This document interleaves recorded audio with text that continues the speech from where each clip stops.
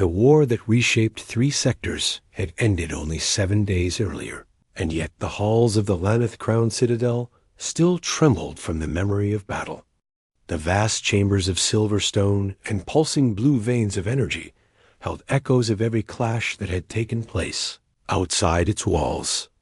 Now the citadel prepared to receive a visitor no one expected, a visitor who had arrived without a legion or fleet. He came alone. The human warrior named Rian stepped through the towering gates of the citadel. He wore a reinforced suit of plated armor marked by scorch lines from plasma fire.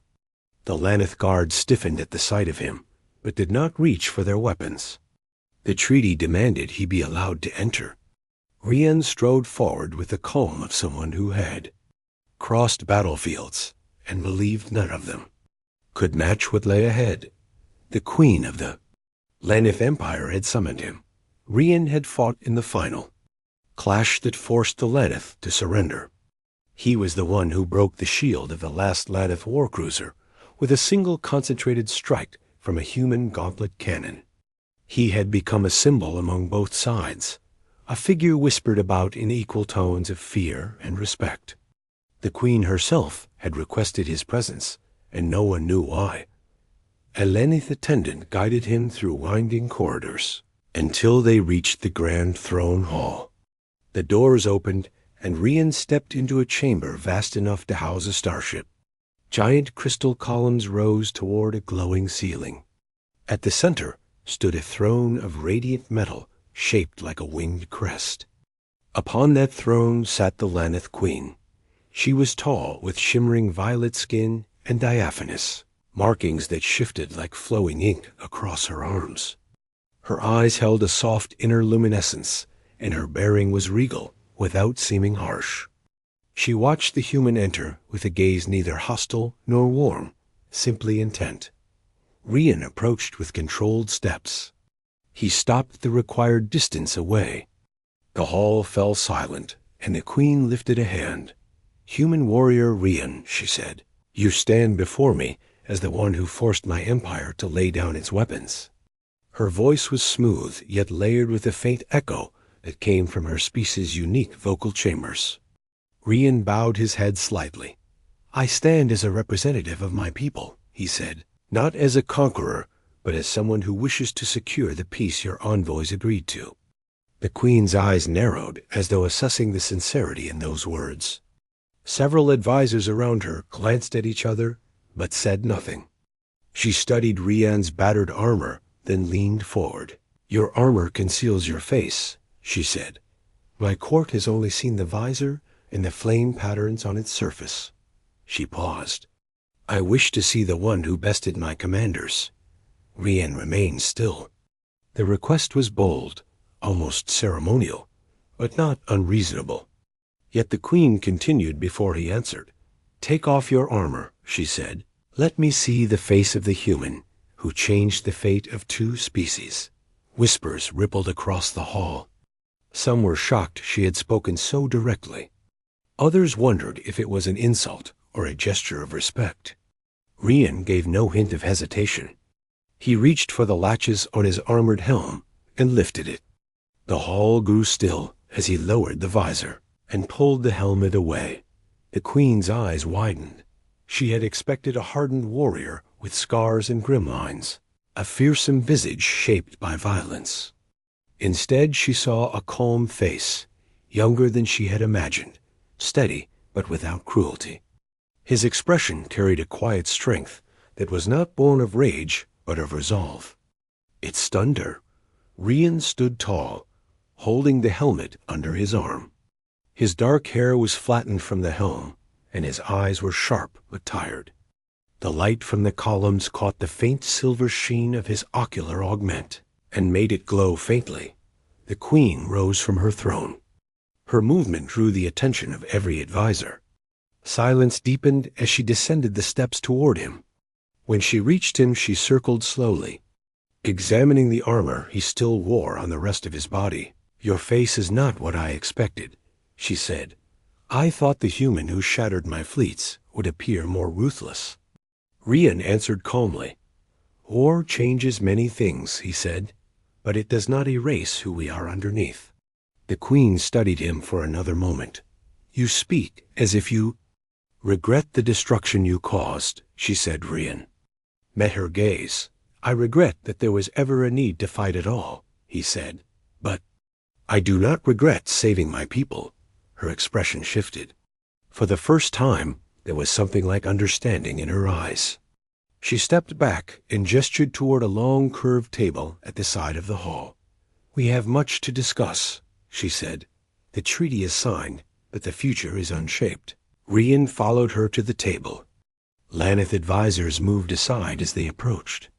The queen motioned for Rian to sit across from her.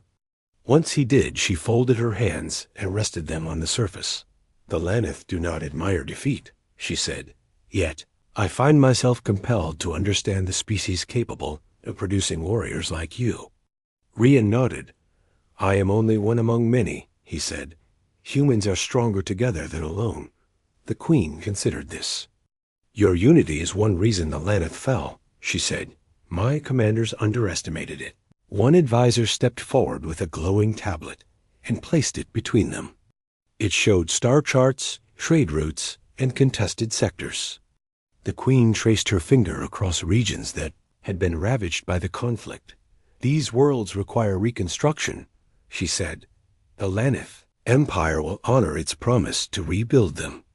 She paused, then added, but we require cooperation from your alliance. Rian leaned forward. The alliance intends to support the rebuilding, he said. Our leadership sees peace as the only path forward. The queen tilted her head, watching him closely. You speak with conviction, she said. I wonder if your leaders match that conviction. Rian answered without hesitation. They chose me to come here because they wanted someone honest, he said. Not someone who hides behind diplomacy alone. Ah. Faint smile touched the corner of her mouth. Honest warriors are rare, she said. Among Laneth and among humans, their conversation shifted to practical matters.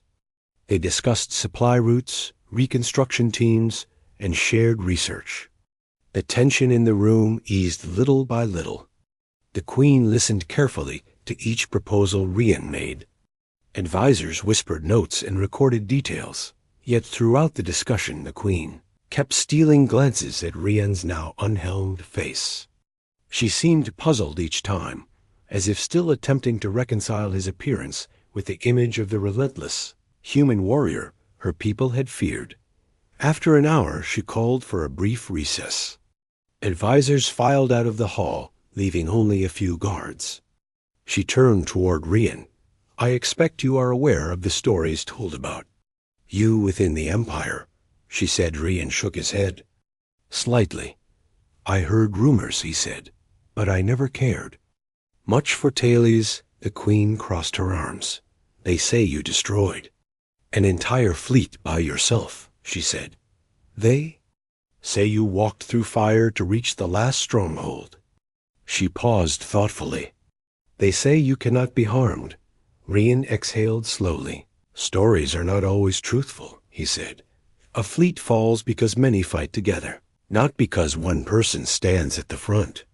The queen looked at him with renewed curiosity. You speak without arrogance. She said, that surprises me more than your face. Rian smiled faintly. I try to see the truth beneath the legends, he said. Queen stepped closer. Remove the rest of your armor, she said, not for ceremony, but because I wish to speak without the barrier of metal between us. Rian hesitated only long enough to make sure the request held no hidden meaning. It was a cultural gesture. Among the Laneth, showing one's uncovered form during negotiations was a sign of openness. He unlatches the plating piece by piece until only the reinforced undersuit remained. The queen watched each movement with clinical curiosity. You humans are different from any species we have encountered, she said. You fight with ferocity, yet carry compassion. She paused. You conquer but seek peace. Rian straightened and met her gaze. We are complicated, he said, but so are your people. The queen nodded slowly. You speak like someone who has tried to understand us, she said. I have. Rian replied, during the war one saw Laneth soldiers protect civilians even while fighting us. He paused thoughtfully. I do not think your people were ever our true enemy. The queen inhaled sharply, surprised by his words. You believe the conflict was avoidable, she said. Yes, he replied. And now that it has ended, we can prevent another. Her expression softened in a way no advisor had ever seen. She took a step closer. You are not what I expected, she said. Your face matches your voice more than your battlefield record. Rian smiled faintly. And what did you expect? He asked. A monster, she answered. A creature shaped by destruction. She tilted her head. Instead, I find a human who looks at me as if I am an equal, not a defeated queen. Rian bowed his head slightly. We are both survivors of a conflict neither of us wanted, he said. Equal seems the right word. The queen turned away for a moment, then looked back. I summoned you to see the warrior who ended our war, she said. I did not expect to find someone who might help shape our future. Rian felt the weight of her words. In her voice, he heard not reverence, but sincerity. She walked back toward the throne, but stopped halfway. I will propose a cooperative council, she said. Humans and Laneth working together to rebuild what we both lost. She met his eyes. You will serve as my link to your alliance if you accept. Rian straightened. I would, he said. Peace deserves every chance. The queen gave a single nod. And our future begins here, she said. They resumed negotiations with renewed purpose. Hours passed. Plans formed. Pathways opened. A new era took shape in the glowing blue light of the citadel. When the sun of the Laneth homeworld set and bathed the throne hall in purple light, the queen stood one final time. Rian, she said, when you first entered this hall, I saw an enemy the stories warned me about. She paused. When you removed your armor, I saw the truth. Rian waited for her to continue. You are a human who carries the weight of war without letting it consume you, she said. That is why peace will endure. Rian bowed his head. And you are a queen who chooses vision over pride, he said. That is why your people will rise again. The queen approached him and extended her hand. The gesture was rare among her species and symbolic. Rian took it. Their agreement became the first bond forged between human and Laneth, leadership since the war's end. The hall fell silent as the two released their handshake. In that silence, a new future began to grow. A future shaped not by battle, but by understanding. A future where a human warrior and an alien queen stood not as enemies, but as allies. And all of it began the moment she said, "Take off your armor."